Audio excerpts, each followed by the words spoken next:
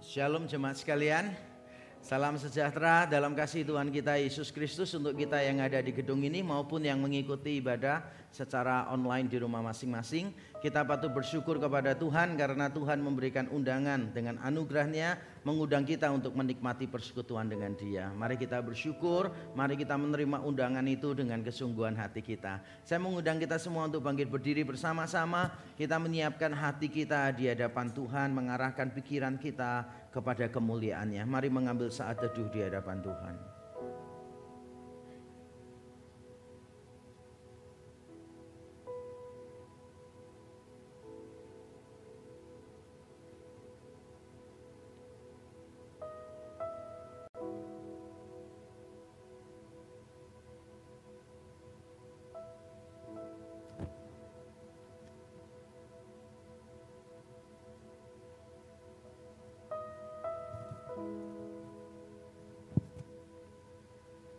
Jemaat Tuhan, arahkanlah hatimu kepadanya. Mari kita menghampiri tata kasih karunia Bapa dengan keyakinan bahwa satu-satunya jalan ke sana telah dibuka, yaitu melalui pengorbanan darah Yesus Kristus yang sempurna di atas kayu salib, yang sudah dicurahkan ke dalam hati kita melalui Roh-Nya yang kudus. Turunlah atas kita sekalian rahmat, anugerah dan berkat-Nya yang akan menyempurnakan ibadah kita hari ini. Amin. Jemaat dipersilakan duduk kembali.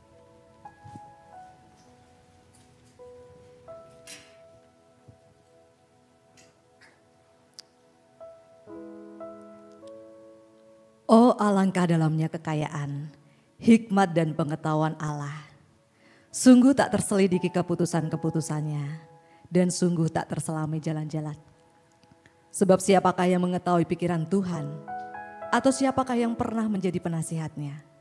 Atau siapakah yang pernah memberikan sesuatu kepadanya, sehingga ia harus menggantikannya? Sebab segala sesuatu adalah dari Dia, dan oleh Dia, dan kepada Dia. Bagi Dialah kemuliaan sampai selama-lamanya.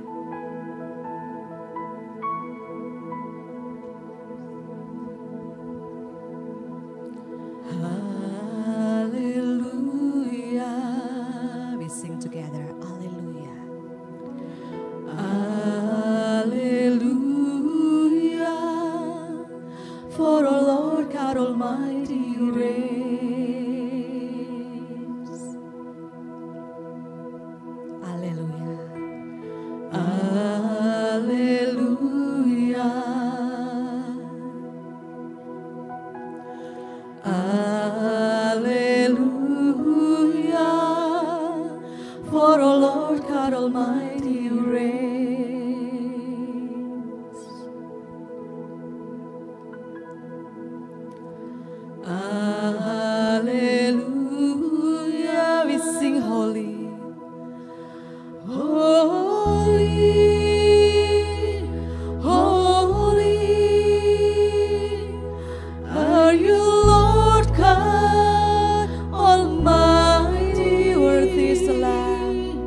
Worthy is the Lamb,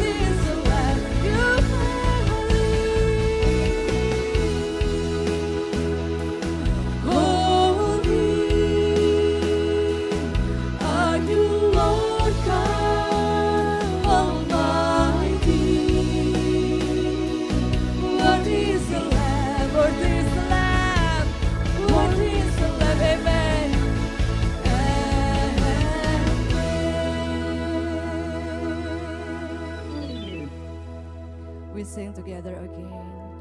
Holy, holy, only for the Lord God Almighty. Holy, holy, are you Lord God Almighty? Worthy is the Lamb, worthy is the Lamb. You are holy, holy. Are you Lord God Almighty? Worthy is the Lamb, worthy is the Lamb, worthy is the Lamb. Amen. Amen.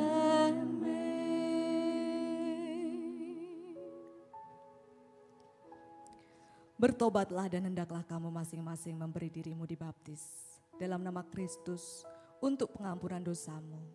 Maka kamu akan menerima karunia Roh Kudus. Kita berdoa. Bapa di surga, ketika mengingat firman Tuhan yang baru saja kami baca, kami mengingati pula waktu di mana Tuhan menemukan kami yang carut marut hidupnya, yang hina, yang berada dalam kubangan dosa. Tuhan menangkap kami dan memeluk kami. Tidak peduli kami betul-betul berlumur dengan dosa, menjadi seteru Allah. Tetapi pada saat itulah Tuhan membawa kami masuk ke dalam hati-Mu pada hidup yang baru. Dan itulah ungkapan syukur kami Tuhan. Kalau kami boleh bermegah di dalam Tuhan Yesus. Dan kami mengakui di dalam perjalanan mengiring Engkau,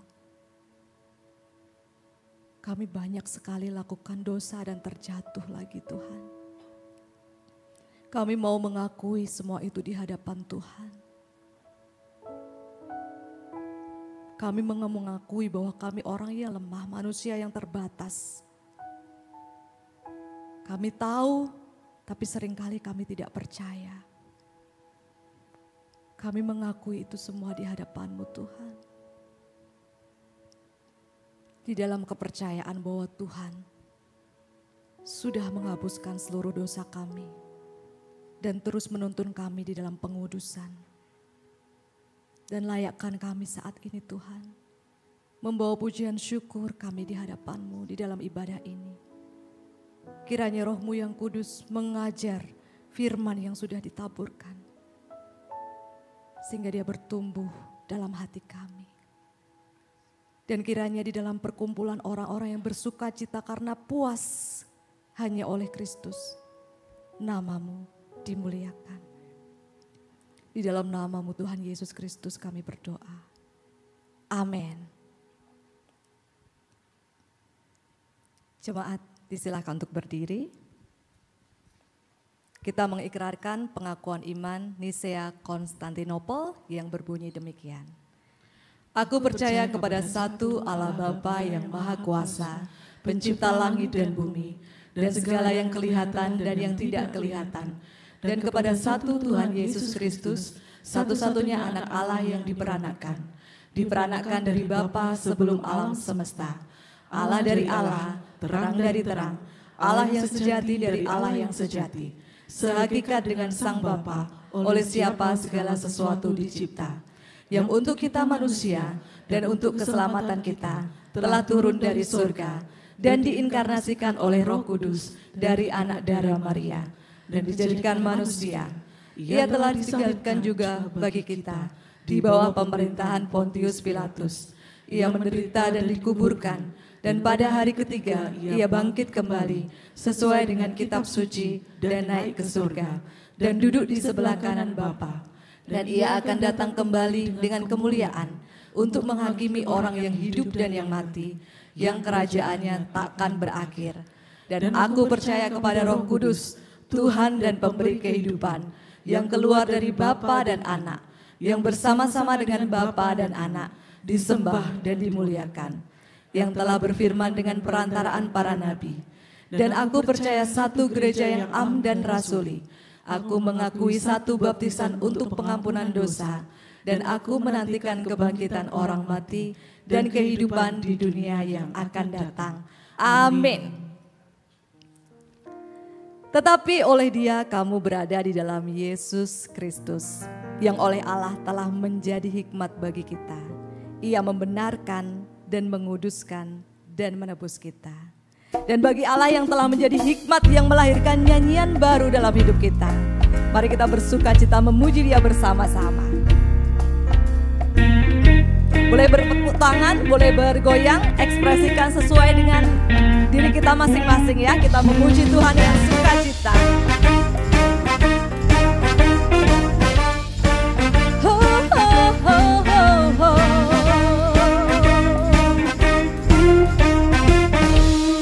Kau diberikan kidung baru oleh Yesus Tuhanku.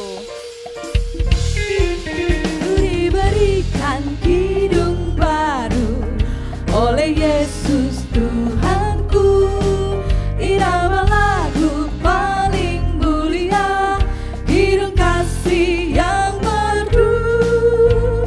Hatiku bersukacitalah, bersukacitalah, bersukacitalah. Hatiku bersukacitalah di dalam Yesus Tuhanku. Yeay!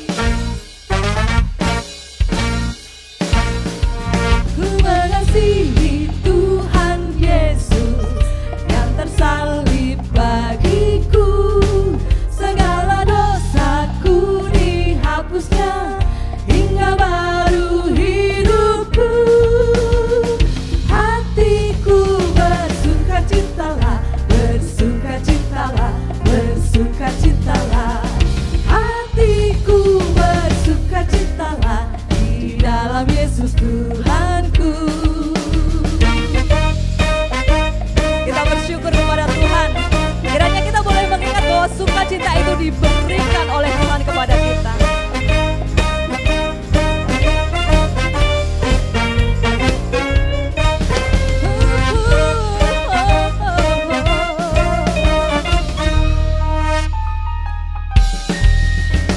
Berikan kidung baru oleh Yesus Tuhanku.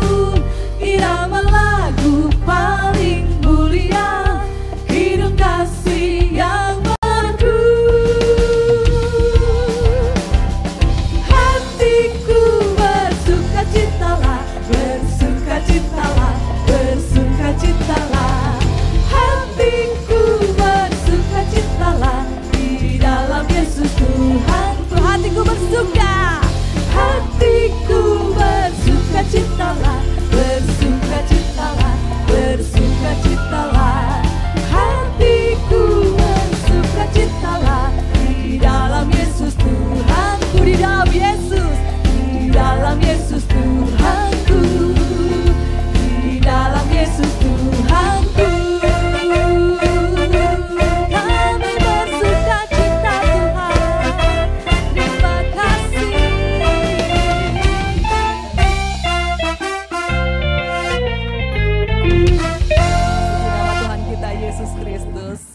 Saudara terkasih, disilahkan untuk duduk.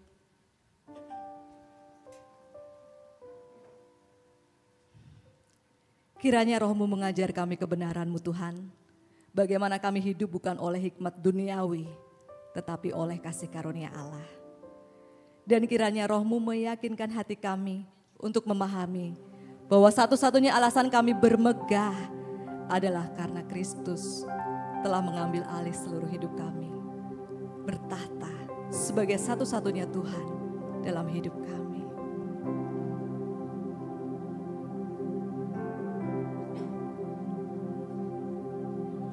Roh-Mu yang hidup penuhiku, mengalir dalamku. Kita nyanyikan bersama-sama.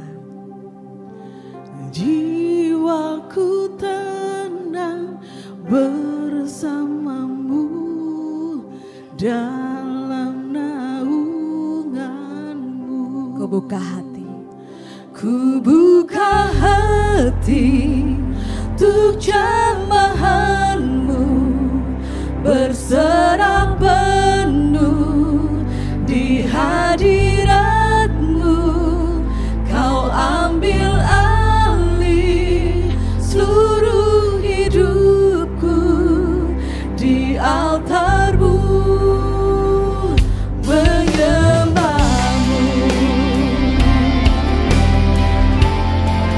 Layakkan kami ya Tuhan,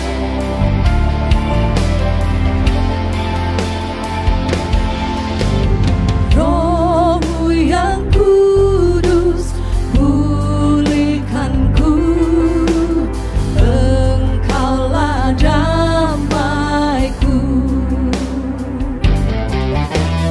Ku hidup oleh anugerah-Mu yang menyertaiku. Ku buka hati, ku buka hati untuk jamahan-Mu, berserah penuh di hadirat-Mu. Kau ambil alih seluruh hidupku di altar-Mu, menyembah-Mu. Ku buka hati untuk jamahan-Mu, berserah penuh di hadirat-Mu. Kau ambil alih seluruh hidupku di altar-Mu, menyembah-Mu. Kami menyembah-Mu Tuhan.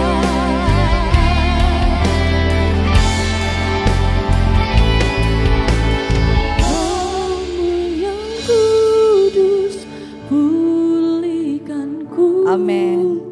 Engkaulah damaiku. Ya Kaulah damaiku Tuhan. Ku hidup oleh anugerah-Mu yang menyertaiku. Roh-Mu yang kudus, Roh-Mu yang hidup penuhiku, mengalir dalamku. Jiwaku tenang bersama-Mu, dalam naungan-Mu. bersamaku buka hati.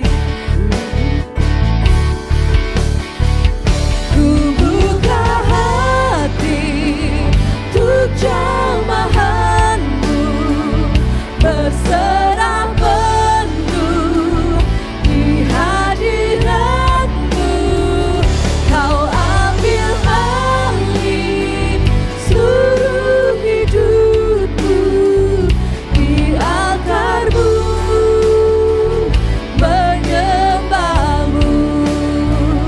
Ku buka hati untuk jamahan-Mu, berserah penuh di hadirat-Mu. Kau ambil alih seluruh hidupku di altar-Mu, menyembah-Mu.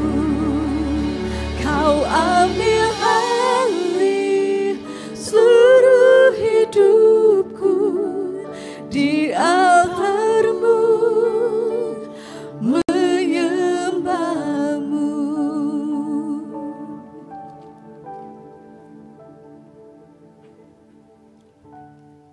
Ya Tuhan, inilah hidup kami yang sebetulnya bukan milik kami sendiri. Karena hidup kami telah dibeli lunas oleh darah Kristus yang sempurna di atas kayu salib. Sudah sewajarnya kalau kami membawa hidup kami yang sudah ditebus ke atas mezbah Tuhan. Dan kami tahu Tuhan menerima persembahan hidup kami. Bukan karena hidup kami sempurna, tetapi karena persembahan kami diletakkan di atas korban Kristus yang sempurna. Terima kasih Tuhan. Kiranya melalui kuasa Injil, melalui pimpinan Roh-Mu yang kudus, kami terus menerus dimampukan memberikan seluruh hidup kami kepadamu ya Tuhan. Kami sadar kami semua lemah, terbatas dan berdosa. Karena itu kami perlu bersandar pada kasih karunia yang akan mengalahkan semuanya itu dan memampukan kami untuk semakin mengenal dan mengasihi Engkau. Sebentar kami akan mendengarkan firman-Mu, kami berdoa kiranya hati-Mu disenangkan dan nama-Mu dimuliakan melalui pemberitaan firman. Kami berdoa kiranya Injil Yesus Kristus yang benar dan menyelamatkan, kematian dan kebangkitannya, penebusannya yang sempurna dan beranugerah, kiranya diberitakan sejelas-jelasnya di antara kami, supaya kami semua semakin melihat keindahan Injil dan keberhargaan Kristus di dalam hidup kami. Terima kasih ya Tuhan, sampaikan isi hati-Mu, kami siap untuk mendengar. Di dalam nama Tuhan Yesus Kristus kami berdoa dan kami bersyukur. Amin, amin, amin. Nah Bapak Ibu Saudara sekalian, minggu ini adalah minggu yang keempat. Ini adalah minggu yang keempat, dan biasanya kalau minggu yang keempat di gereja kita Reform Exodus Community kita akan melanjutkan seri khotbah eksposisi dari Perjanjian Baru. Nanti kita akan melanjutkan dari 2 Korintus 1 ayat 12 sampai 14. Tapi sebelumnya saya ingin bertanya kepada kita, siapa di sini yang pernah dihina, direndahkan orang? Nggak perlu mengangkat tangan ya, rasanya kita semua at some point in our life itu pernah dihina, pernah direndahkan orang. Dan saya tidak perlu bertanya yang kedua, bagaimana rasanya? Karena kita semua tahu bagaimana rasanya dihina. Jangankan dihina, dibanding-bandingkan dengan orang lain saja itu menyakitkan bagi kita. Kita merasa tidak terima kalau kita dihina. Pertanyaan saya berikutnya begini, pernahkah di antara kita itu selalu mencari sense of significance? Saudara itu selalu mencari hidup yang berarti itu seperti apa sih? Saudara mencari nilai hidup itu seperti apa? Kalau kita sebagai manusia, apa sih yang dimaksud sebagai manusia yang noble, yang agung? Pernah tidak kita mencari semacam itu? Saya yakin kalau kita serius dengan hidup kita, maka kita pernah merenungkan pertanyaan itu. Karena itu adalah bagian dari natur kita. Natur kita yang diciptakan oleh Allah sebagai gambar Allah atau sebagai imago Dei. Sebagai imago Dei, Allah telah memberikan kepada kita keberhargaan dan kehormatan. Di satu sisi Allah memberikan keberhargaan dan kehormatan. Kita ini walaupun cuma gambar, tapi gambarnya Allah gitu loh saudara. Bayangkan saudara itu dianggap mirip aktor, mirip selebritis, walaupun mirip, walaupun cuma kawinnya, tapi saudara tetap pasti lumayan bangga, bener ya, gitu. Ada beberapa orang itu mirip dengan saya, dan saya yang bangga. Ada keberhargaan, ada kehormatan begitu saudara, karena kita walaupun gambarnya Allah. Oleh sebab itu pula, maka segala tindakan yang merendahkan gambar Allah adalah tindakan yang sangat serius di mata Tuhan. Istilah gambar Allah, rupa Allah muncul beberapa kali di dalam Alkitab. Dan munculnya itu kalau kita kaitkan dengan tindakan-tindakan yang keliru, kita bisa tahu misalnya pembunuhan di Kejadian 9 ayat 6. Itu pembunuhan kepada manusia, Allah tidak bisa mengambil itu secara sepele. Penghinaan, pengutukan kepada manusia, Yakobus pasal 3, Allah juga tidak bisa memandang itu sebagai sesuatu yang sepele. Makanya saya kaget, cukup prihatin saudara, hati saya benar-benar sedih walaupun mulut saya tertawa. Yaitu beberapa minggu yang lalu kalau Bapak Ibu saudara paham atau menonton berita, ada seorang karyawan yang baru bekerja 1 bulan di sebuah toko LPG, air mineral dan sebagainya itu, akhirnya dia membunuh majikannya. Dia bunuh, dia potong-potong anggota tubuhnya, dimutilasi lalu dicor. Dan dia melarikan diri. Padahal gara-gara dia dimarahin dan katanya menurut dia sempat dipukul oleh majikannya. Bukan itu yang mau saya bicarakan. Yang saya bicarakan adalah pada waktu pelaku ini ditangkap, lalu ditanya, bagaimana perasaanmu setelah engkau membunuh majikanmu? Maksudnya itu apakah engkau ada perasaan bersalah atau tidak? Dan jawaban orang itu sambil senyum cengengesan, dia berkata, saya puas sudah membunuh dia. Saya puas. Lalu ada pertanyaan, kenapa kamu tidak menyerahkan diri kepada polisi? Lalu dia menjawab, kalau gitu nanti polisi nggak punya kerjaan. Biar polisi punya kerjaan mengejar saya. Saudara, pada waktu saya mendengarkan itu dan saya lihat wartawan, polisi juga tertawa mendengarkan kalimat itu. Tapi ketika saya menonton berita itu, hati saya benar-benar bergetar. Saya sedang melihat kekuatan dosa yang begitu rupa ada di depan mata. Sementara orang-orang lain menertawakan dosa yang semacam itu. Tidak ada penghinaan yang lebih serius di mata Tuhan kecuali daripada kita menghina orang lain, menghina sesama kita sebagai gambar Allah dengan cara apa? Mengambil nyawanya. Dengan cara apa? Menghina dia. Makanya Alkitab mengatakan barang siapa menghina ciptaan, menghina sesamanya, dia menghina penciptanya. Karena di dalam diri kita diciptakan sebagai gambar Allah, ada kehormatan dan ada keberhargaan. Makanya kita mencari sense of significance. Makanya kita sadar bahwa di dalam diri kita, hidup kita itu harus meaningful, harus significant. Kenapa? Karena Allah by default has created us in that way. Dia sudah menciptakan kita seperti itu. Tapi sayangnya dosa telah mencemarkan gambar Allah. Bukan cuma dosa telah mencemarkan gambar Allah, tapi ini dia yang diperbuat oleh dosa. Dosa tidak hanya mencemarkan gambar Allah, tetapi juga membuat manusia mencari pemenuhan untuk keberhargaan dan kehormatannya melalui cara-cara yang salah. Dosa tidak menghapus gambar Allah di dalam diri manusia, benar sekali. Tapi gambar diri itu menjadi tercemar. Masih ada kesadaran bahwa kita ini terhormat, memiliki dignity, memiliki significance. Masih ada kesadaran itu. Sekarang yang salah adalah manusia mencari cara-cara yang salah untuk memenuhi itu. Bukannya manusia bersyukur di dalam Allah. Ingat ya, sekali lagi, dari awal kita berharga karena kita gambar Allah. Kalau Allahnya dibuang dari hidup kita, tidak ada kehormatan sama sekali, tidak ada keberhargaan sama sekali.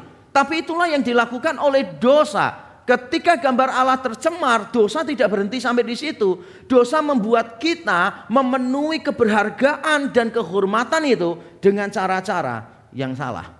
Dan nanti kita akan melihat bersama-sama, boleh tidak sih orang Kristen itu membanggakan sesuatu? Boleh tidak? Boleh nggak orang Kristen bangga dengan sesuatu? Ya, nggak usah jawab, dari wajahnya sudah ketahuan ya, bingung semua. Untuk itulah kita perlu belajar bersama-sama. Di dalam 2 Korintus 1 ayat 12 sampai 14. Mari kita membaca bersama-sama dengan bersuara, cuma 3 ayat saja. 2 Korintus 1 ayat 12 sampai 14. Mari membaca 1, 2, 3. Inilah yang kami megahkan, yaitu bahwa suara hati kami memberi kesaksian kepada kami bahwa hidup kami di dunia ini, khususnya dalam hubungan kami dengan kamu, dikuasai oleh ketulusan dan kemurnian dari Allah, bukan oleh hikmat duniawi, tetapi oleh kekuatan kasih karunia Allah. Sebab kami hanya menuliskan kepada kamu apa yang dapat kamu baca dan pahamkan. Dan aku harap mudah-mudahan kamu akan memahaminya sepenuhnya. Seperti yang telah kamu pahamkan sebagiannya dari kami, yaitu bahwa pada hari Tuhan Yesus kamu akan bermegah atas kami, seperti kami juga akan bermegah atas kamu. Amin. Amin.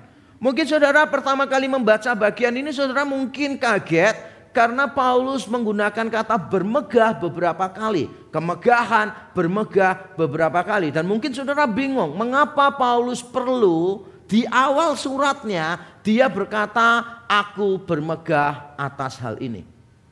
Kira-kira penyebabnya apa? Itu yang paling penting untuk kita ketahui terlebih dahulu. Tidak mungkin out of nothing, out of nowhere Paulus tiba-tiba bicara tentang kemegahan. Tidak mungkin. Ada sebabnya mengapa Paulus perlu memberitahu, aku mau bermegah dan ini dia kemegahanku. Kalau kita membaca seluruh surat 2 Korintus, maka kita akan tahu bahwa Paulus itu sedang dijadikan target serangan oleh rasul-rasul palsu.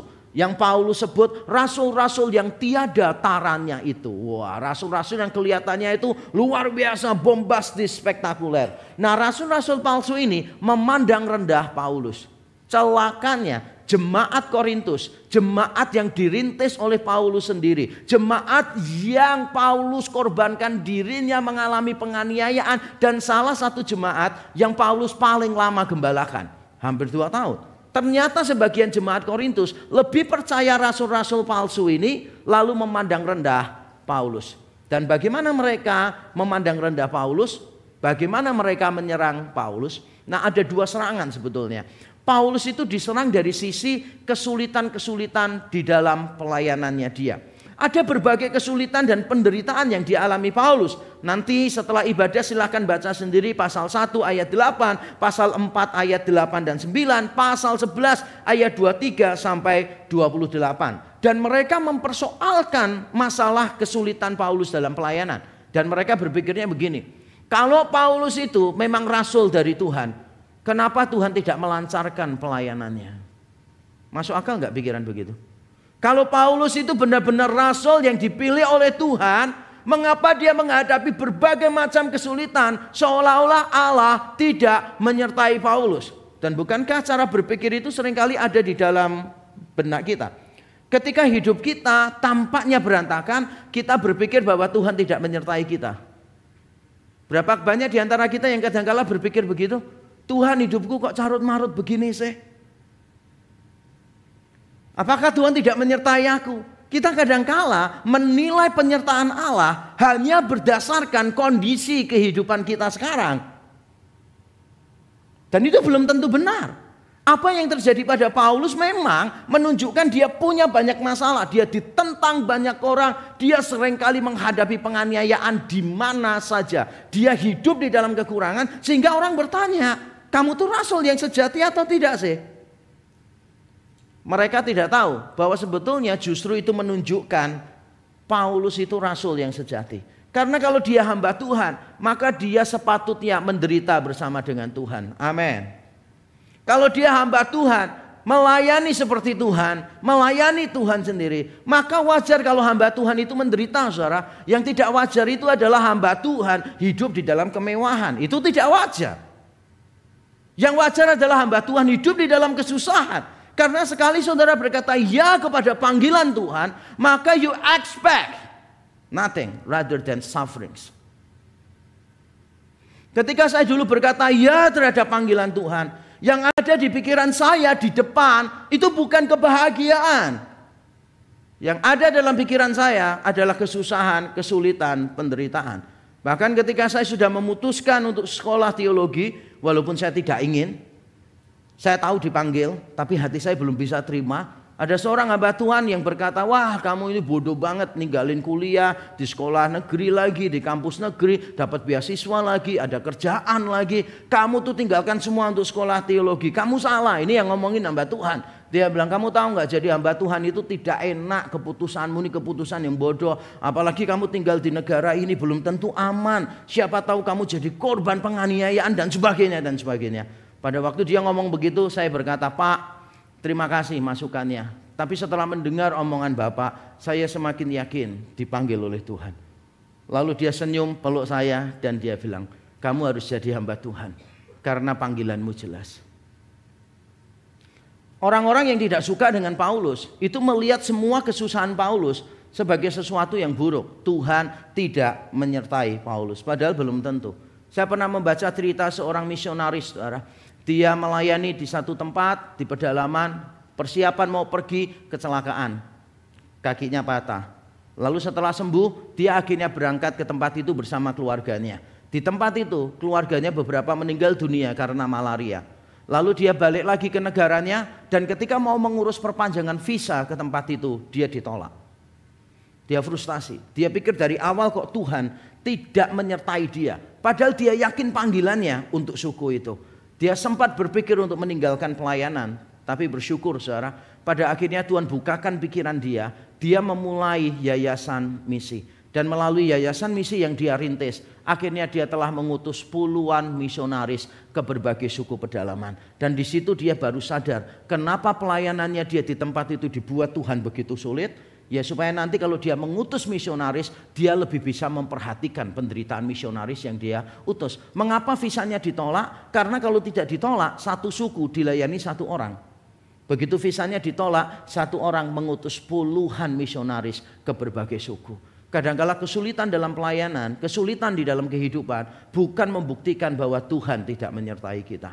Tapi beberapa orang pada zaman itu di antara jemaat Korintus tidak paham tentang itu. Jadi mereka menjadikan kesulitan Paulus dalam pelayanan sebagai serangan untuk mempertanyakan kamu tuh rasul atau bukan. Serangan yang berikutnya saudara berkaitan dengan kualitas retorika Paulus. Paulus sering dikritik. Nanti kalau kita lihat 2 Korintus nanti kita akan tahu ya. Paulus sempat berkata begini misalnya di pasal 11 ayat 6. Paulus itu kurang paham dalam hal berkata-kata. Yang kalau di dalam bahasa Inggris itu diterjemahkannya untrained as a speaker atau unskilled in speaking. Menurut retorika Yunani, dan retorika Yunani itu ilmu yang paling tinggi. Karena biasanya seorang retoris itu juga seorang filsuf. Dua-duanya ini seringkali berkaitan. Dan kalau saudara tanya orang pinter, itu pasti belajar filsafat, belajar retoris. Kalau zaman dulu saya SMA, orang pinter itu pasti bisa matematika, bisa fisika, bisa kimia. Pinter itu kriterianya begitu. Saya sangat tidak setuju. Walaupun saya paling bagus nilainya memang di situ. Dari dulu saya mempertanyakan itu. Karena saya yakin pintar tidak bisa diukur dari sains tertentu. Tapi anyway zaman dulu retorika dan filsafat itu adalah ilmu yang paling digandrungi, yang paling populer. Nah ketika mereka melihat Paulus, Paulus itu tahu retorika. Benar sekali. Nanti kalau kita membaca surat-surat Paulus kita akan tahu dia menggunakan argumentasi dari retorika Yunani Romawi kuno. Tetapi kalau dibandingkan dengan orang-orang lain, Paulus itu kelihatannya sangat sederhana sekali begitu saudara. Sangat sederhana sekali. Sehingga orang menganggap kamu tuh hamba Tuhan atau tidak sih? Kalau kamu tuh dipanggil sebagai pengkhotbah, mengapa gayamu kok tidak menarik? Bayangkan saja ya seandainya saudara itu mendengarkan khotbah dari pendeta yang cuma baca teksnya saja, dibaca dalam 1 jam khotbah ngangkat kepalanya cuma 6 kali. Itu pun bukan melihat jemaat ngecek jamnya masih berapa menit begitu kan. Dan itu tampaknya sudah otomatis karena ada timernya dia di sini 10 menit ngangkat, 10 menit ngangkat gitu. Bayangkan saudara mendengarkan khotbah dari pendeta semacam itu. Yang pernah mendengarkannya saya bisa paham. Dan itu anugerah buat saudara. Saudara sudah tidak akan takut lagi dianiaya karena tiap minggu sudah terasa dianiaya begitu kan. Nah bayangkan saudara mendengarkan khotbah dari orang semacam itu dengan seorang yang sangat fasih sekali. Yang kalau ngomong Allah itu besar suara, kita ini kecil. Hati kita dirobek. Keluar air mata kita gitu kan ya. Saudara pasti merasa wah ini lebih keren nih kan. Ini lebih keren nih gitu kan. Kalau bayangkan ya kalau ada pengkhotbah kalau ngomong tuh banyak Siapa di antara saudara kalau ngomong banyak emnya? Bapak Ibu saudara sekalian saya mau itu mau apa? Mau atau mau apa gitu kan. Bayangkan dengan hamba Tuhan yang kalau bicaranya begini. Mungkin saudara punya masalah, saudara sudah mencari jalan keluar kemana-mana, saudara sudah mencari pertolongan dari teman saudara mengangkat tangan. Tapi saya mau kasih tahu saudara bahwa Allah akan turun tangan menolong saudara. Haleluya, haleluya. Saudara pasti memilih yang kedua daripada yang pertama, benar nggak sih? Jemaat Korintus yang modelnya kayak gitu. Dia melihat Paulus dan bandingkan dengan yang lain. Ini kurang keren nih gitu kan. Padahal mereka tidak tahu. Paulus itu sebetulnya bisa. Tapi Paulus memilih untuk tidak memakai itu. Kenapa? Dia memilih untuk bersandar kepada Roh Kudus di 1 Korintus pasal yang kedua. Jemaat tidak tahu. Makanya jemaat menyalahpahami Paulus. Nah sekarang coba bayangkan saudara berada dalam posisi Paulus. Saudara tuh tahu retorik, tapi saudara nggak mau pakai memang. Terlalu berlebihan. Saudara tahu filsafat, tapi saudara mau bersandarnya pada firman Tuhan. Bukan berarti tidak mau menggunakan, tapi saudara tidak mau bersandar pada filsafat. Dan saudara itu hidupnya benar-benar ikut Tuhan. Saudara menyadari Tuhan menyertai saudara, tapi lalu ada orang ngomong gini, dia nggak disertai oleh Tuhan. Mana bener sih dia penatua kok kayak gitu, bisnisnya kok tambah suram. Hamba Tuhan kok kayak gitu, apa yang dikerjakannya kok banyak yang gagal. Kalau semua orang ngomongin kayak begitu, kira-kira yang akan saudara lakukan apa? Lupakan Alkitab. Tanya pada kedagingan Bapak Ibu Saudara. Kira-kira apa yang akan Bapak Ibu Saudara lakukan? Seandainya tidak peduli Alkitab. Meninggalkan langsung ya, tinggalkan pelayanan. Ngapain? Kita tetap pelayanan. Sudah berusaha melayani dengan baik, tidak mendapat penerimaan yang baik. Meninggalkan pelayanan. Apalagi yang kita akan lakukan? Mungkin saudara akan beritahu orang itu, kamu jangan meremehkan aku ya. Aku ini lebih baik daripada kamu. Nanti tak buktikan ya, bahwa kamu tidak ada apa-apanya dengan aku. Saya dulu masih ingat saudara, ketika ada perseteruan antar dua hamba Tuhan saudara, dan saya ada di tengah-tengahnya karena waktu itu saya masih muda sekali, saya ada di tengah-tengahnya. Jadi saya mendengar dari sini, saya mendengar dari sini saudara, dan kalimat yang saya dengar terngiang-ngiang di telinga saya sampai sekarang adalah karena salah satu hamba Tuhan ngomong gini, kalau saya sih nggak mau ngurusin dia. Terus wah, bagus Pak keputusannya. Memang menurut saya nggak perlu diurusin sih Pak gitu. Nanti tambah masalah gitu. Lalu jawabannya dia gini, saya nggak mau ngurusin dia kenapa? Karena dia bukan level saya. Saya nggak mau mengurusin dia karena dia bukan level saya. Padahal orang ini sedang merendahkan dia. Lalu dia ngomongnya, dia bukan level saya. Berapa banyak di antara kita ketika berselisih, dihina orang, disalahpahami orang, kita berkata, aku akan tunjukkan aku lebih baik daripada yang kamu pikirkan. Aku ini lebih tinggi, kamu tuh bukan levelku. Ada berapa banyak di antara kita yang pernah tergoda seperti itu. Dan Paulus berada di dalam situasi yang dilematis semacam itu. Di satu sisi dia tidak ingin dihina, karena dihina itu sakit. Pasti dihina itu sakit saudara. Loh tapi kan dia rasul, ya tetap rasul dihina sakit saudara. Rasul dipukul ya tetap memar saudara ya. Hamba Tuhan saudara tendang ya tetap jatuh saudara. Jangan saudara pikir bahwa kalau dia hamba Tuhan gitu kan, dijaga oleh Tuhan, malaikat Tuhan terus menerus sepanjang waktu. Saya pernah hadir di dalam upacara pemakaman saudara. Pada waktu jenazahnya mau dibawa ke pekuburan, salah seorang hamba Tuhan berdoa. Dan doanya itu membuat saya tuh merenung dalam sekali saudara. Karena dia berdoa begini, Tuhan sebentar jenazah dan kami semua akan berangkat ke tempat pemakaman. Kami berdoa kiranya Tuhan kirim ribuan malaikatmu berkemah di sekeliling kami. Saya coba ngerenung ya. Berangkat ke pekuburan itu sampai bayar polisi. Supaya cepat jalannya.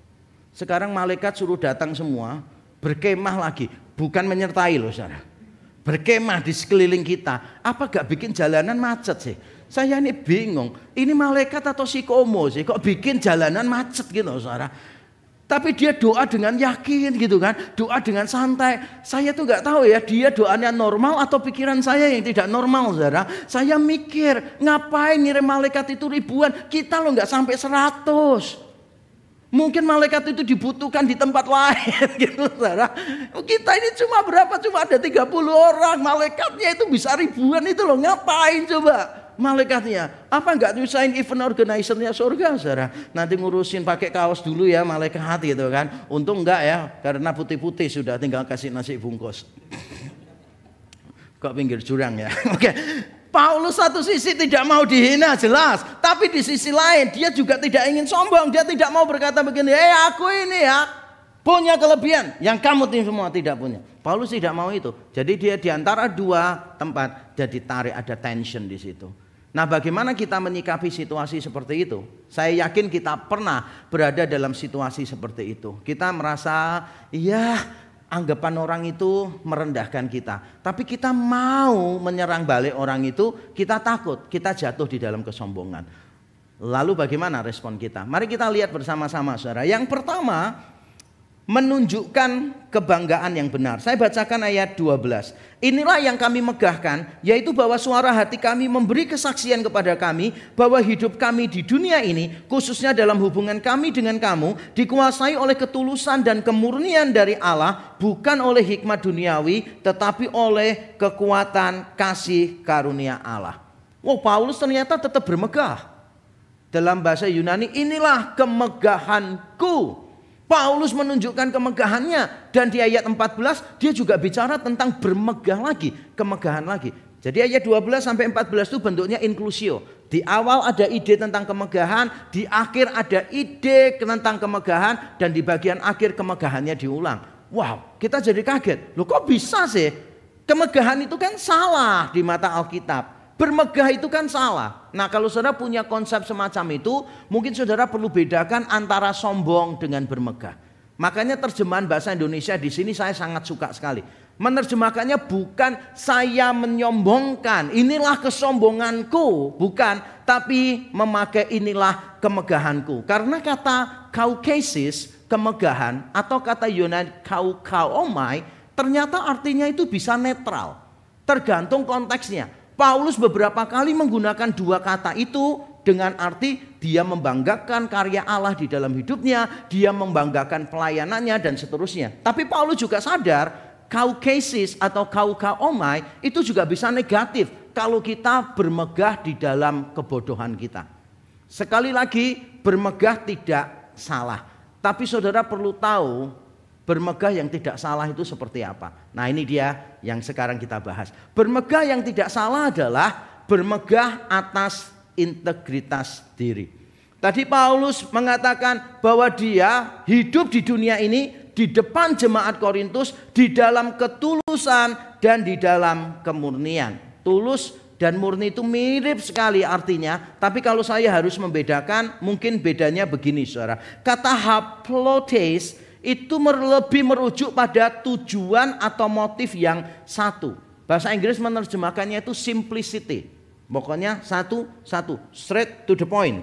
Kalau elikrineia itu lebih ke arah kemurnian dalam arti kesungguhan dalam melakukan sesuatu tanpa embel-embel di belakang. Kesungguhan dalam melakukan sesuatu tanpa mengharapkan keuntungan pribadi di belakang. Misalnya pernah dipakai oleh Paulus kata ini untuk roti yang tidak beragi. Ragi itu kan tidak kelihatan sih, tapi punya pengaruh terhadap roti. Yang pernah masak roti atau bikin roti, buat roti pasti mengerti maksud saya. Kalau raginya kurang, dia itu kayak keras gitu loh. Kayak keras, nggak bisa mengembang. Ragi itu tidak kelihatan tapi punya pengaruh. Nah kalau orang punya kemurnian, ibarat roti, rotinya itu tidak punya ragi. Dalam arti apa? Rotinya itu apa adanya. Rotinya itu pure, murni, tidak ada tambahan yang lain. Beberapa bakery itu kan menjual roti, nanti ada tulisannya begini, di atas jam sekian harganya 50% di bawah. Biasanya yang pakai model begitu adalah bakery yang tidak pakai bahan pengawet. Besoknya itu sudah nggak bisa dimakan, atau kalaupun bisa dimakan kualitasnya sangat berkurang. Nah itu di Amerika juga ada, di Indonesia juga ada. Dan saya yakin ada juga jemaat rek yang kalau beri khusus di jam-jam tertentu. Dari jumlah orang yang tertawa, saya kok tambah sedih ya saudara ya. Berarti jumlahnya cukup banyak ya. Ada ketulusan, ada kemurnian. Kalau ketulusan itu kayak straight to the point gitu loh saudara. Satu tujuan. Kalau kemurnian itu nggak ada embel-embelnya. Jadi kalau ditambahkan semua, ini sebetulnya bicara tentang apa sih? Bicara tentang ketulusan dan memang kemurnian. Kita ini kalau mau satu tujuan, ya tujuan itu aja. You say what you mean what you say. Itu maksudnya gitu. Dalam peribahasa yang umum itu, you say what you mean what you say. Jangan sampai kita melakukan permainan kata ini sehingga orang lain itu tidak bisa memahami kita. Salah satu kelemahan tapi sekaligus kelebihan saya ini dulu dikenal sebagai Mr. Excuse. Orang yang paling pandai berdalih, paling pandai ngeles, saudara. Karena saya salah apapun, saya punya segudang pembenaran untuk kesalahan saya. Dan saya bersyukur, satu, saya itu pandai berargumentasi. Yang kedua, saya itu lucu. Sehingga kelemahan saya dulu adalah begini. Tiap kali ada masalah, kalau saya nggak bisa menjelaskan, saya akan berkata, saya bergurau. Dan setelah saya tambah dewasa, saya melihat hal itu jahat sebetulnya. Walaupun saya bisa mengatakan, oh saya bergurau, tapi sebetulnya di balik gurauan ada tujuan enggak? Gurauan itu kan cara, alat, tools. Bergurau itu kan masih ada tujuan di baliknya kan ya. Jadi saya telah memakai tools untuk membenarkan tujuan saya yang keliru ini. Atau mungkin saya bisa pakai argumentasi yang lain, tapi sebetulnya untuk menutupi hati saya. Contohnya misalnya begini, ada orang nggak benar gitu kan, lalu saya marah-marah luar biasa, mempermalukan orang itu. Lalu misalnya nih, saya nggak pernah ya melakukan itu. Misalnya ada orang berkata kepada saya begini, jangan gitulah kalau negur orang. Wah, saya bisa saja membenarkan diri dengan berkata begini, saya ini ya sebetulnya sedang mengajar dia satu hal yang penting. Kalau pelayanan jangan main-main, memberikan diri kepada Tuhan yang sangat serius sekali. Toh yang dia alami sekarang, menderita apa? Nggak seperti Yesus disalib kok. Semua yang saya ngomong benar nggak sih? Benar, tapi motivasi saya tetap menghina dia. Motivasi saya tetap saya meluapkan kemarahan saya kepada orang itu. Dan kalau kita mau jujur ya, saya yakin itu pergumulan kita juga. We do not say what we mean, and we do not mean what we say. Kita itu suka kalau kalimat kita itu ambigu gitu loh saudara. Kenapa? Karena kalau kalimat kita tuh ambigu, nggak jelas, kita tuh nggak bisa disalahkan. Tapi saya ingin saudara menekankan ini. Yang paling penting di dalam hidupmu itu bukan pencapaianmu, bukan penampilanmu, bukan kelancaran karirmu, tetapi integritas dirimu. Itu yang penting. Kalau saudara jalan misalnya ada uang 5.000. Yang saudara lakukan apa? Saudara pasti akan ambil. Benar ya? Bukan masukkan dompet dong. Enggak lah, maksud jemaat trek gitu. Mesti saudara akan ambil gini dan saudara kasihkan istri, simpen. Supaya dosanya dibagi 50-50. Enggak lah, saya tahu jemaat trek enggak kayak gitu. Ada kok teman saya hamba Tuhan itu jalan ya saudara ya, ada 2.000 gitu jatuh di jalan gitu. Dia lihat, ini godaan ini dari setan, enggak usah diambil. Dia lewat aja.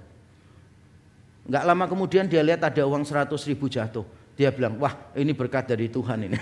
Dia ambil. Antara godaan dengan berkat Tuhan bedanya tipis ya saudara. Bedanya cuma jumlah digitnya aja yang beda saudara.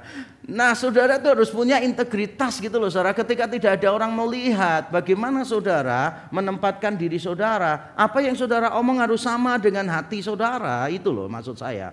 Jadi hamba Tuhan pun saya berusaha untuk tidak pencitraan, jaim di sana sini. Kalau saya nggak suka ya saya ngomong tidak suka. Berkali-kali saya berkata kepada saudara, saya ini hamba Tuhan, bukan hamba gereja. Kalau saya hamba gereja, saya akan menyenangkan anggota gereja. Kalau saya hamba Tuhan, saya menyenangkan Tuhan. Apapun saya sampaikan karena itu kebenaran. Yang kita banggakan integritas. Ibu-ibu perhatikan baik-baik ya, bukan berarti bapak-bapak tidak perlu memperhatikan. Tapi persoalan tentang membanggakan prestasi anak-anak, itu biasa yang paling heboh adalah ibu-ibu. Anak-anak sukses gitu kan, wah medsosnya rame itu, wah teman-teman kayak merasa di spam gitu kan. Wisudanya sekali saudara, wah storynya itu sebulan penuh. Terus saudara, apalagi kalau lulus dengan penghargaan, waduh yang dibanggakan itu prestasinya. Dengar baik-baik ya Bapak Ibu saudara sekalian, seharusnya kita lebih membanggakan integritas anak kita, karakter anak kita. Bukan masalah pada akhirnya dia lulus atau tidak lulus. Tadi malam saya baru dapat kiriman email dari kampus saya. Dan dia mengatakan ujian disertasi saya lulus.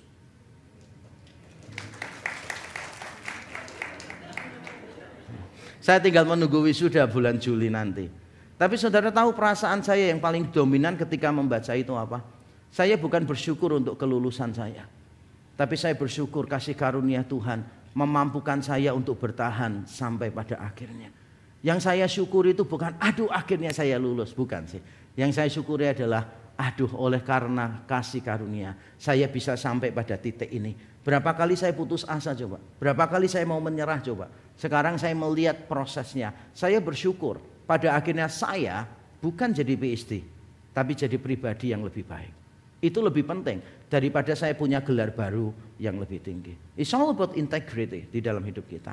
Nah berikutnya yang dibanggakan apa? Kalau berhenti pada integritas berarti kebanggaannya salah dong. Masih tetap antroposentris. Makanya Paulus tidak mau berhenti sampai di situ. Dia juga melanjutkan bahwa di dalam kebanggaannya ada anugerah Allah. Dia berkata ketulusan dan kemurnian dari Allah. Bahasa Indonesia menerjemahkannya gitu. Mayoritas versi menerjemahkan ketulusan dan kemurnian yang ilahi, godly sincerity atau godly purity. Tetapi saya suka New Living Translation. New Living Translation menerjemahkannya itu God-given sincerity. Jadi Allah itu bukan cuma sumber. Kemurnian ketulusan ini dari Allah, bukan. Tetapi kemurnian dan ketulusan ini dikerjakan oleh Allah. Karena bagian selanjutnya Paulus berkata bahwa kemurnian dan ketulusannya itu di dalam kasih karunia Allah, bukan di dalam hikmat dunia. Nah, saya mau jelaskan ini sedikit bahasa Yunani, Bapak Ibu Saudara bisa paham, setelah itu lupakan saja. Nah, kalau saya misalnya berkata begini, Saudara, buku Yakub artinya apa? Bingung ya? Karena Yakub di situ tuh artinya bisa macam-macam. Buku Yakub bisa buku tentang Yakub, bisa buku dari Yakub, bisa buku milik Yakub, juga bisa buku yang ditulis oleh Yakub. Nah, kata Allah di sana itu artinya macam-macam, tidak cuma dari Allah seperti bahasa Indonesia, tidak. Bisa diterjemahkan macam-macam. Dalam hal ini saya setuju dengan New Living Translation yang mengambil kata thutheu di sana sebagai subjektif genetif. Jadi sebuah kata benda dengan kasus genetif yang berfungsi sebagai subjek. Yang kalau diterjemahkan kurang lebih adalah God given. Kemurnian dan ketulusan yang Paulus bicarakan itu bukan dari hikmat dunia, tetapi dari pekerjaan Allah, dari kasih karunia Allah yang bekerja di dalam dia. Saya bersyukur dan saya tahu Paulus tidak mungkin miss this point. Dia bicara dengan tegas bahwa semua integritas dirinya itu bukan karena dia mengikuti standar dunia. Walaupun kalau saudara membaca filsafat Yunani kuno, saudara akan menemukan sih ketulusan dan kemurnian sangat dijunjung tinggi. Para filsuf sudah berbicara tentang hal itu, bahwa orang yang nobel, orang yang agung adalah orang yang memiliki ketulusan dan memiliki kemurnian. Tapi Paulus ingin memperjelas kepada kita bahwa ketika dia tulus, ketika dia murni, itu bukan karena dia berusaha mengikuti filsafat itu, tetapi karena kasih karunia Allah yang bekerja di dalam dirinya. Dan hal yang sama berlaku kepada kita. Kesalehan bukan sekadar pemenuhan standar moralitas dunia, melainkan hasil pekerjaan kasih karunia Allah di dalam diri kita. Sekali lagi, kesalehan bukan sekadar pemenuhan standar moralitas dunia, melainkan hasil pekerjaan kasih karunia di dalam diri kita. Dunia mengajarkan gak sih? Kita ini perlu memahami orang lain dari sudut pandangnya, benar ya? Dunia mengajarkan itu. Alkitab juga mengajarkan itu. Lalu bedanya apa? Kita ini perlu loh memahami dari sudut pandang orang itu. Saya ini kan orangnya kalau melakukan apapun cepat, saudara. Saya itu kadang-kala tidak sabar dengan orang di depan saya yang jalannya itu terlalu slow. Atau mengendarai mobilnya terlalu slow. Jujur ya, berapa kali saya ngomong, dunia ini kok slow-mo semua. Saya tuh kepengen dunianya itu lebih cepat gitu. Temponya itu lebih cepat gitu loh, saudara. Saya kepengen 1 menit itu cuma 15 detik. Tapi 1 hari ada 60 jam. Supaya cepat gitu, jalannya tuh cepat gitu. Bagi saya itu banyak hal itu kayak slow mo. Tapi begitu saya mencoba untuk slow, untuk tenang, memikirkan, saya baru menemukan ada banyak penjelasan di balik orang yang slow tadi. Misalnya pernah ketemu enggak? Ada orang yang kalau jalan pelan sekali karena dia lagi sakit, lagi perawatan. Pernah ya ketemu? Bahkan ada orang, saya baru saja mendengar, orang itu kalau jalan itu pelan sekali.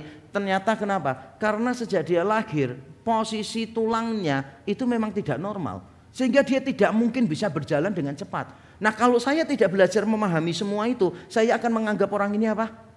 Malas. Saya dulu pernah punya teman di asrama waktu S1.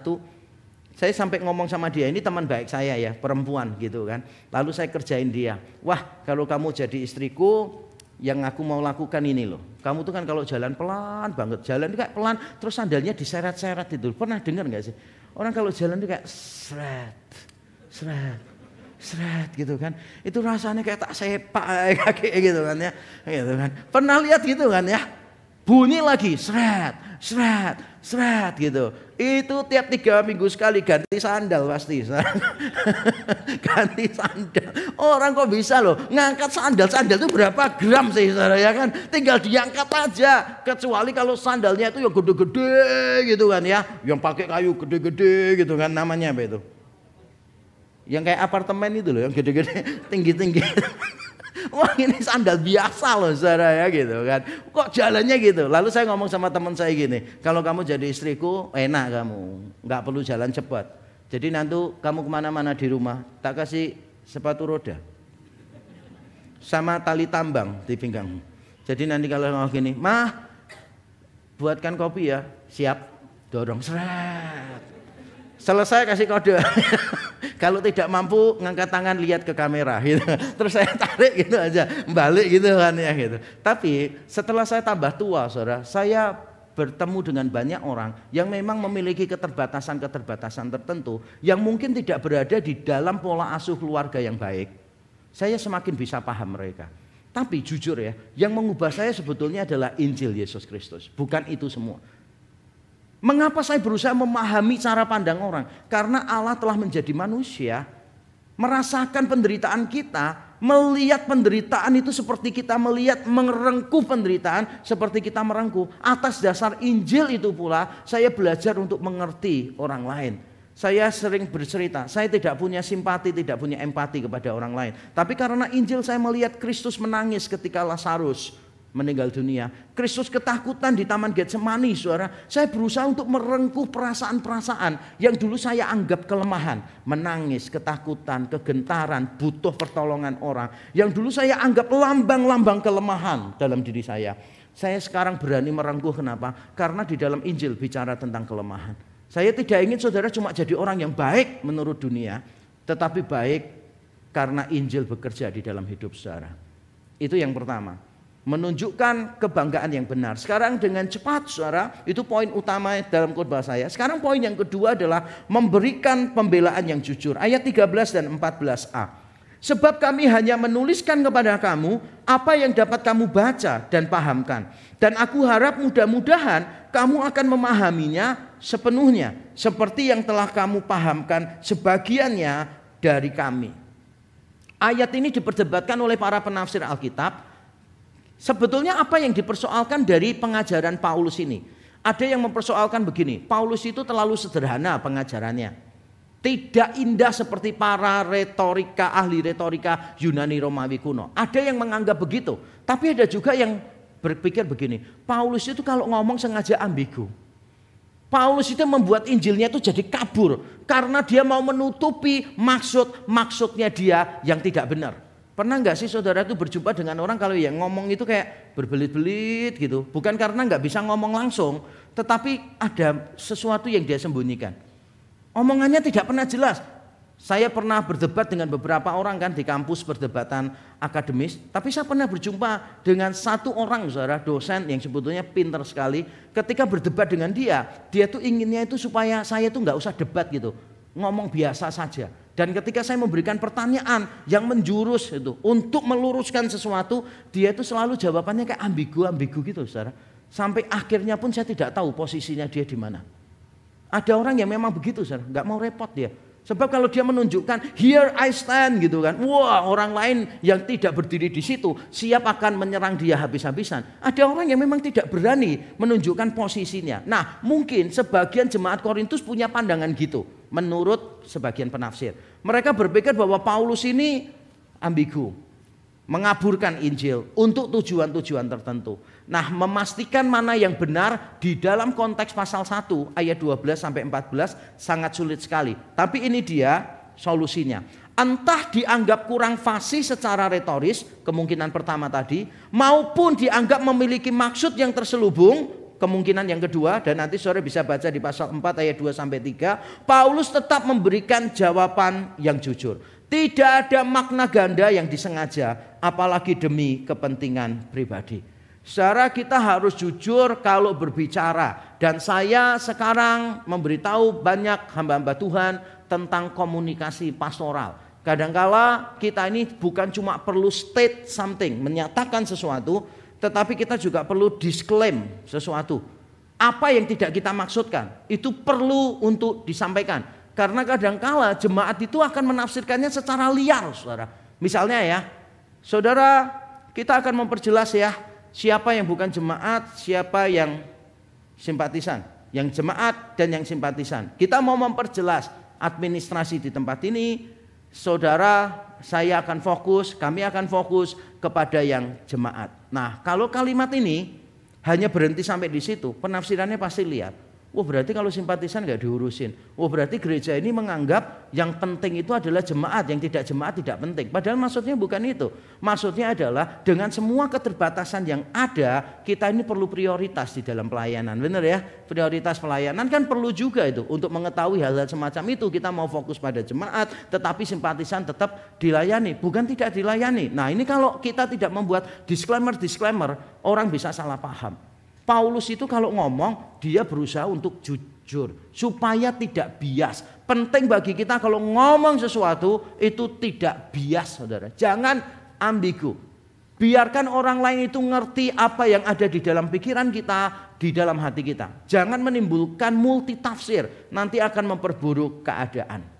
Nah, dari cara Paulus membanggakan tadi ya saudara, dari cara Paulus membanggakan integritasnya, membanggakan kasih karunia Tuhan, baru dia memberikan pembelaan terhadap pengajarannya. Kita belajar satu hal yang indah. Pembelaan terhadap ajaran sebaiknya didahului dengan integritas diri yang sudah dibuktikan. Karakter memang tidak dapat membenarkan maupun menyalahkan keyakinan seseorang. Bagaimanapun integritas diri yang teruji akan memberi tambahan bagi kekuatan persuasi. Antara keyakinan dengan perilaku orang yang meyakini itu memang tidak ada hubungan pembenaran atau penyangkalan. Maksudnya begini, seseorang percaya bahwa Yesus itu Tuhan, tapi hidupnya tidak seperti keyakinannya. Apakah hidup itu menegasikan Yesus itu bukan Tuhan? Kan tidak tuh.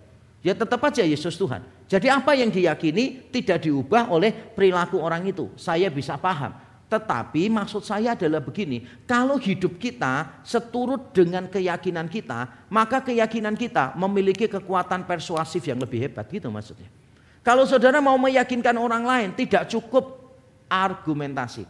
Tetapi juga butuh bukti, yaitu integritas diri kita. Kita tidak mungkin bisa meyakinkan orang kalau kita sendiri tidak menghidupi apa yang kita yakini itu. Penting bagi kita untuk mengetahui ini, saudara. Saya masih ingat beberapa tahun yang lalu ketika salah satu tokoh Injili terkenal, Ravi Zacharias, meninggal dunia. Setelah meninggal ada beberapa kasus yang diungkit ke permukaan. Entah benar, entah tidak, that's not the case gitu. Saya tidak mau membahas itu. Dan ketika terjadi perilaku yang menyimpang itu, pelanggaran oleh seorang tokoh Injili ini, wah, maka orang-orang yang tidak setuju dengan kaum Injili, orang-orang yang menamakan dirinya kekristenan progresif gitu, orang Kristen yang progresif, atau orang-orang yang non Kristen, lalu ngomongnya itu seolah-olah begini, wah, tokoh Injili aja gini, berarti pandangan Injili keliru. Yang mau digoreng ke sana, saudara. Padahal dia tidak ngomong secara eksplisit begitu. Tapi dia mengarahkan narasi orang itu ke sana. Jadi kalau ada salah satu tokoh Injili jatuh, berarti pandangan Injilinya salah. Saya menunggu-nunggu ketika kemarin Tim Keller meninggal dunia. Orang-orang itu diam 1000 bahasa.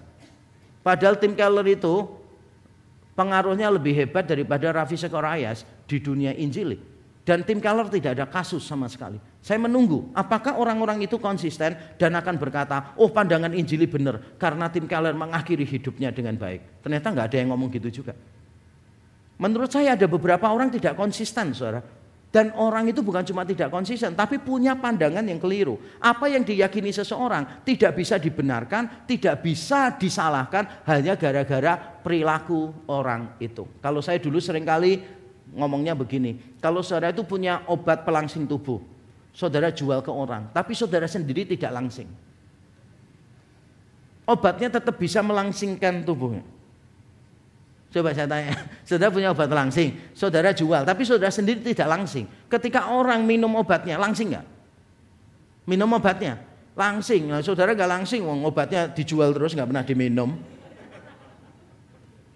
Terakhir saudara, yang dilakukan Paulus apa? Menyatakan keyakinan secara mutual. Ayat 14 saya akan coba cepat ya, 14b. Seperti yang telah kamu pahamkan sebagiannya dari kami, yaitu bahwa pada hari Tuhan Yesus kamu akan bermegah atas kami, seperti kami juga akan bermegah atas kamu. Wow, luar biasa ya. Paulus itu dihina oleh jemaat di Korintus. Tapi Paulus berkata begini, nanti di hari Tuhan Yesus kamu akan memegahkan aku dan aku akan memegahkan kamu.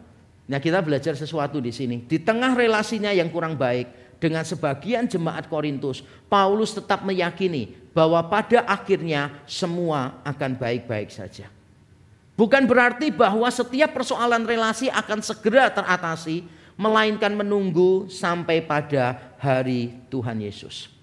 Kita semua kadang disalahpahami orang. Dan tidak peduli kita membuat klarifikasi sebagus apapun, tidak peduli kita setulus apapun, tidak peduli kita selurus apapun, seringkali relasi akan sulit untuk diperbaiki. Orang tetap akan salah paham dengan kita. Tapi bukan berarti saudara kehilangan pengharapan. Saya pernah mengalami relasi yang tidak baik dengan beberapa orang, dan saya ngomong begini, sekarang kamu menganggap aku sebagai lawan, tapi nanti kamu akan menyadari bahwa aku adalah kawanmu. Beberapa tahun kemudian orang yang sama minta maaf kepada saya dan dia mengakui kesalahannya. Itu terjadi beberapa kali. Tapi jujur ya, tidak semua orang begitu. Ada orang yang sampai hari ini salah paham dengan saya. Sampai hari ini orang itu berpikir bahwa saya telah melakukan kesalahan, telah berbuat jahat kepada orang itu. Tapi saya selalu berkata begini saudara. Nanti di kemudian hari kamu akan tahu. Kenapa? Karena di hari Tuhan nanti semuanya akan dibukakan oleh Tuhan. Dan saya yakin ketika Tuhan membukakan hatinya, membukakan hati saya akan menganggap dia sebagai kebanggaan saya. Dan dia akan melihat saya dan menganggap saya sebagai kebanggaannya. Karena perseteruan itu antara dua orang yang saling mengasihi, tetapi tidak tahu bagaimana cara mengasihi. Sama-sama mengasihi. Begitu besar kasihnya, sehingga akhirnya berkonflik saudara. Kalau saudara itu nggak mengasihi, nggak peduli, saudara nggak akan repot-repot mau berkonflik. Benar atau betul? Orang yang kalau berkonflik tanpa dia mengasihi, tanpa dia peduli, itu konflik yang benar-benar mubazir. Untuk apa? Maka ketika ada orang berkonflik dengan kuat, saya tahu hatinya itu sama-sama kuat mengasihi. Cuma tidak tahu kebenarannya, cuma tidak tahu cara mengasihi yang benar. Nanti ketika Tuhan datang kedua kalinya, maka kita akan melihat ada kejutan-kejutan. Orang yang selama ini menyalahpahami kita nanti akan membanggakan kita. Begitu pula sebaliknya. Orang yang kita anggap orang yang hina, nanti ketika Tuhan datang kedua kalinya, kita akan menganggap dia sebagai kebanggaan kita. Dan saya akan menutup khotbah saya mengajak kita untuk membaca ayat ini. 1, 2, 3. Apa yang kita banggakan sekarang di dunia bisa saja menjadi sumber rasa malu kita pada waktu kedatangannya. Begitu pula apa yang kita anggap sebagai kerugian atau kelemahan justru akan menjadi keuntungan yang kita banggakan. Saya bacakan ulang kalimat dari saya ini. Apa yang kita banggakan sekarang di dunia bisa saja menjadi sumber rasa malu kita pada waktu kedatangannya. Begitu pula apa yang kita anggap sebagai kerugian atau kelemahan justru akan menjadi keuntungan yang kita banggakan. Makanya di dalam sebuah relasi yang sudah broken, yang sudah rusak, saya selalu menasihati begini, suspend your judgment. Tahan penghakimanmu, tahan penilaianmu. Kenapa? Karena kamu tidak bisa melihat the whole things. You cannot see all things as a whole. Nanti tunggu ketika Tuhan datang kembali yang kedua, hopefully kita akan melihat all things as a whole. Disitulah kita bisa memberi a much better judgment terhadap apa yang terjadi dalam diri kita. Mari kita tunduk kepala, kita berdoa.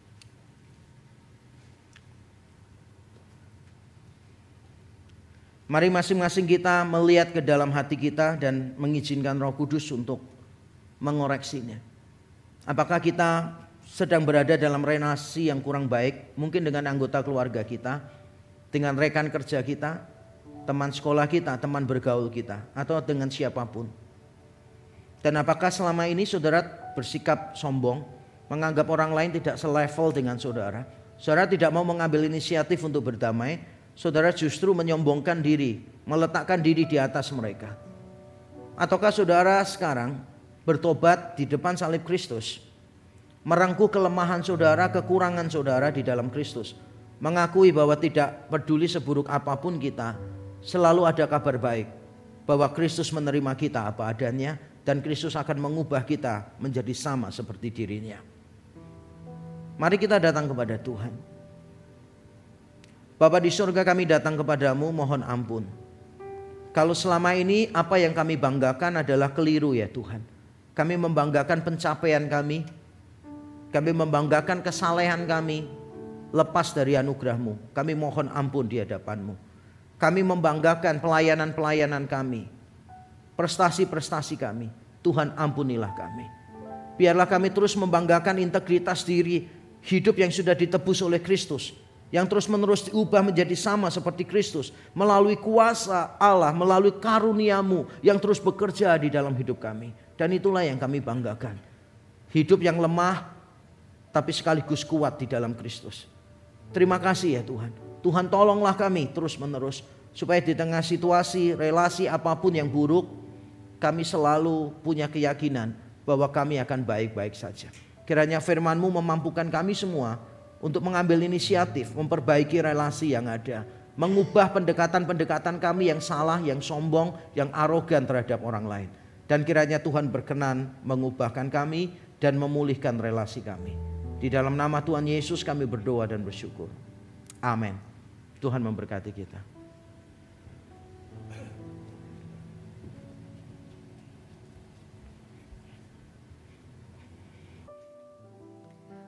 Mazmur 126 ayat yang ke-6. Orang yang berjalan maju dengan menangis sambil menabur benih, pasti pulang dengan sorak-sorai sambil membawa berkas-berkasnya. Saudara yang terkasih, saatnya kita memberikan persembahan sebagai ucapan syukur kita pada Tuhan. Untuk jemaat yang hadir di tempat ini nanti bisa memberikan di amplop yang sudah disediakan, memasukkan pada kotak yang ada di dekat pintu masuk. Dan juga bisa juga melalui transfer ataupun kris yang ada di layar. Sambil mempersiapkan persembahan kita menikmati sajian Warta Gereja minggu ini. Shalom, welcome to Reform Exodus Community. This is our church, this is our home. Kami ucapkan selamat datang bagi Anda yang baru bergabung hari ini. Jika Anda ingin lebih mengenal Rex, silahkan dapat menghubungi nomor berikut ini. Mari bergabung dalam doa pagi setiap Sabtu pukul 5:30 pagi. Bagi Anda yang belum tergabung dalam grup WhatsApp, silahkan mendaftar di link berikut ini untuk mendapatkan link Zoom. Ayo teman-teman muda, bergabunglah di dalam persekutuan remaja dan pemuda. Langsung hubungi kontak berikut ini. Shalom jemaat sekalian, saya ada di sini ingin menyampaikan beberapa hal. Yang pertama, saya ingin meminta maaf sebesar-besarnya karena rencana pembukaan Rek Galaxy Mall di bulan Juni terpaksa ditunda beberapa bulan ke depan. Ada beberapa hal yang di luar perkiraan kami sebagai panitia pembangunan yang memaksa kami untuk memundurkan acara pembukaannya. Yang kedua, saya ingin mendorong Bapak Ibu saudara sekalian untuk terus berpartisipasi mendukung proyek ini. Mari doakan terus menerus, mari berikan tenaga Bapak Ibu saudara sekalian, dan jangan lupa juga mengunjungi website untuk fundraising kita di gm.rec.or.id. Bapak Ibu saudara bisa mengetahui berapa banyak yang kita perlukan dan seberapa banyak yang sudah dikumpulkan. Saya sangat mendorong kita untuk berpartisipasi. Yang ketiga, saya ingin mendorong setiap pelayan dan pengurus untuk mengikuti pemuridan. Ya, pelayan pengurus yang sudah mengikuti katekisasi diwajibkan untuk mengikuti pemuridan mulai bulan Juni ini. Pemuridan akan diadakan setiap hari Sabtu jam 4 sampai jam 6 sore di daerah Galaxy Mall. Segera Bapak Ibu saudara daftarkan diri. Kemudian bagi Bapak Ibu saudara sekalian yang belum mengikuti katekisasi tapi ingin berjemaat di Rek Galaxy Mall, saya mendorong secepatnya juga untuk mengikuti kelas katekisasi. Saya sungguh rindu supaya kita semua bukan cuma beribadah secara rutin tetapi juga bertumbuh dengan baik. Saya rindu supaya setiap pelayan dan pengurus bukan cuma sibuk di dalam pelayanan tetapi juga memperhatikan pertumbuhan rohani mereka. Kita menganut sebuah filosofi bahwa pertumbuhan rohanimu lebih penting daripada pelayananmu. Silakan Bapak Ibu saudara sekalian memperhatikan apa yang saya sampaikan dan kemudian mengambil sebuah tindakan konkret. Terima kasih, Tuhan memberkati. Demikianlah informasi untuk minggu ini. Tetap semangat, God bless you, see you next week.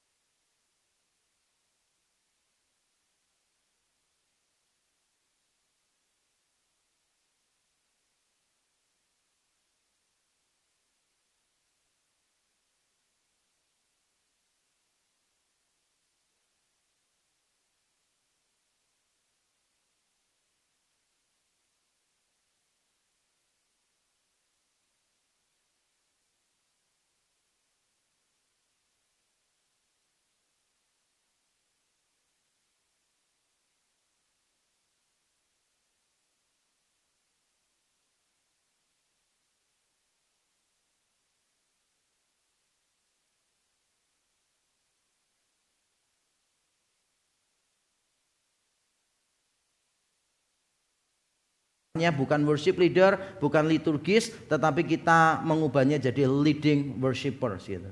Jadi leading worshipper. Semua kita itu selalu jadi penyembah. Cuma kadangkala kita yang leading gitu. Tapi pada waktu tidak leading tetap jadi worshippers. Itu konsepnya semacam itu. Silakan Bapak Ibu saudara catat dan ikuti. Yang kedua adalah camp sekolah minggu. Jadi camp sekolah minggu. Ada yang punya anak, keponakan, cucu dan sebagainya, silakan daftarkan untuk mengikuti camp sekolah minggu. Nah, ini diadakan, silakan ya dilihat semua di sini lengkap. Yang ketiga adalah camp remaja. Camp remaja.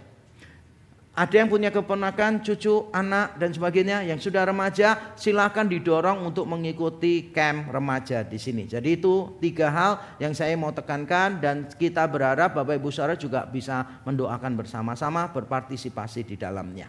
Oke, mari kita bangkit berdiri sekarang bersama-sama. Kita akan mengakhiri ibadah kita. Kita akan menyerahkan persembahan kita dan menaikkan beberapa pokok doa syafaat.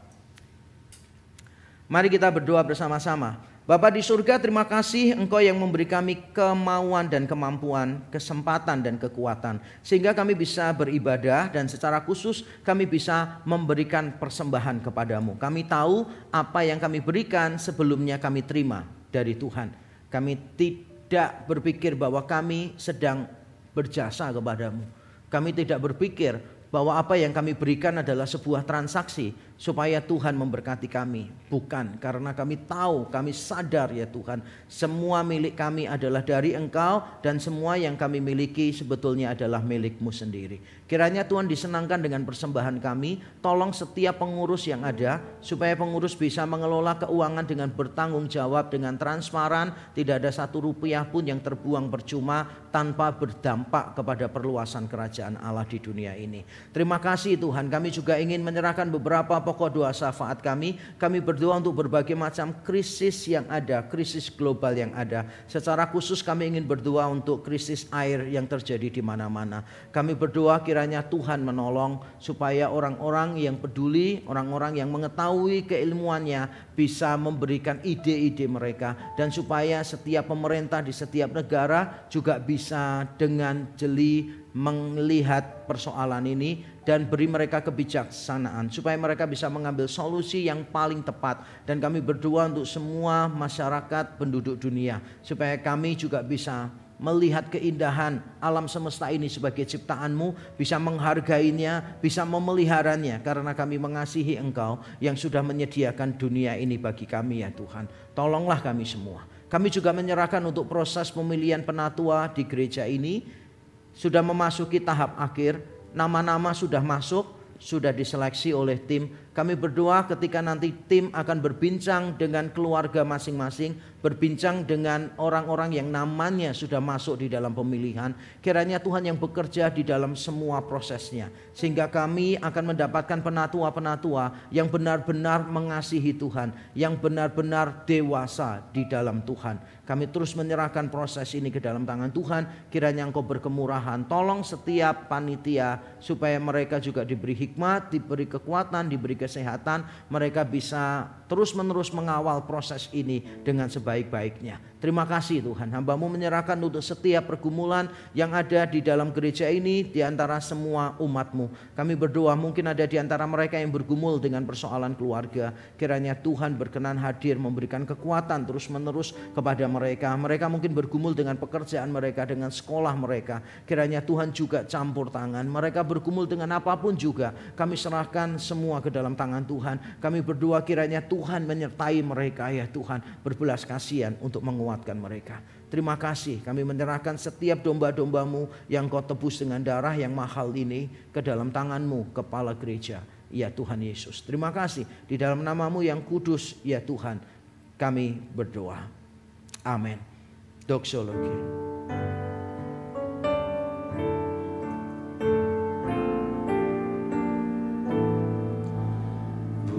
Puji Allah Bapa Putra, puji Allah Roh Kudus, ketiganya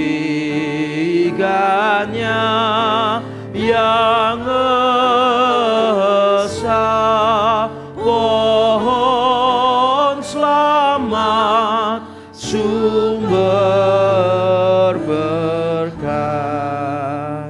Jemaat Tuhan, arahkanlah hatimu sekali lagi kepada Tuhan. Setelah engkau diperlengkapi di tempat ini, tiba saatnya Tuhan mengutus engkau ke tengah dunia menjadi saksi-saksi bagi Kristus. Dan untuk itu terimalah berkat-Nya. Kiranya Bapa di surga memberkati dan melindungi engkau. Kiranya Yesus Kristus menyinari engkau dengan wajah-Nya dan memberi engkau kasih karunia. Kiranya Roh Kudus menghadapkan wajah-Nya kepadamu dan memberi engkau damai sejahtera sekarang sampai selama-lamanya. Terimalah berkat dari Allah Tritunggal ini di dalam nama Tuhan Yesus Kristus. Amin. Amin. Amin.